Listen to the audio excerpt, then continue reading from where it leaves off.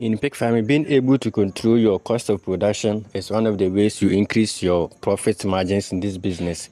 So, for instance, in my situation here, as you see in the video, this is what I obtained after hauling rice for the local farmers. So, you might call it a rice bran, but this is also mixed with the chaff. That is the coarse one, which is not that finer for the pigs. So, you can obtain them in this form, the coarse and then the fine combined like this.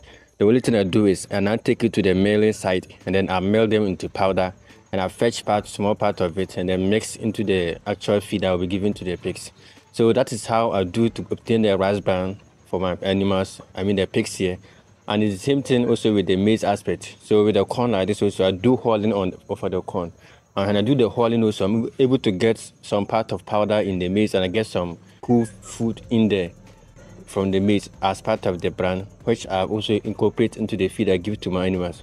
So basically, if I'm to buy anything on this my pig farming thing I'm doing here, because of the mail I have, I'm in a relationship with the local farmers, especially the rice farmers.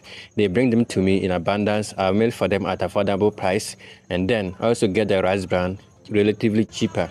You know, Christmas is a season in Ghana here where almost every household consumes rice. So these local farmers, they don't go to buy the polished one or the imported ones, but they grow their own rice and then they bring it to my center for me to mill. So in this December 2023, if I should combine the number of bags I obtained, the rice brand alone from these local farmers, I obtained close to 15 bags, which I even dashed some to other farmers freely to also start their business, especially those that came to buy piglet for me to also start to see how the business goes. For those people, I mail it for them and then it's just completely free, which I give it to them to also go and start their business and also learn to see if pig farming is really for them. So one of the things I always say is that in my situation here, if I'm even buying anything, it's a soya bean I'll buy and then some part of salt and the amino acid which I'll get. But for the maize brand, the rice brand, I don't always buy it, and even if I buy, I don't buy it on a regular basis because I'm able to obtain all this from my mill. Anytime I realize that I am about to face shortage of feed on the farm, that is where I also come again with a new strategy by discounting the prices of my services and make sure I give advance notice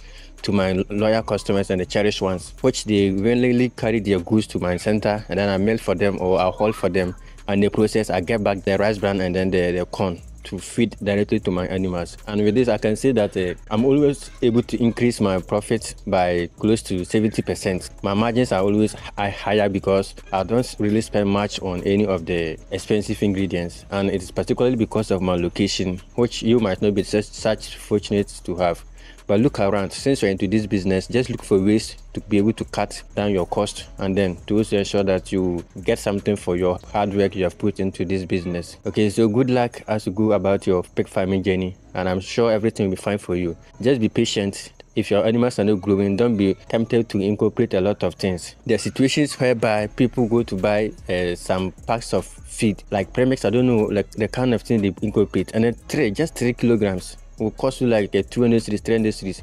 How much will you get for these animals? So don't do anything funny, and then just ensure that you input the right amount of each ingredient you are supposed to get, and your pigs will do fine. If they're not growing, don't just be worried, but have time for yourself and then study. If the feed is not working well, you make sure you adjust it. And if it is maybe water that is not always available for your animals, you ensure that you give the water and then you go by the necessary vaccinations and other daily routines on the farm. Your animals should be fine, and you should also be a profitable farmer in that case.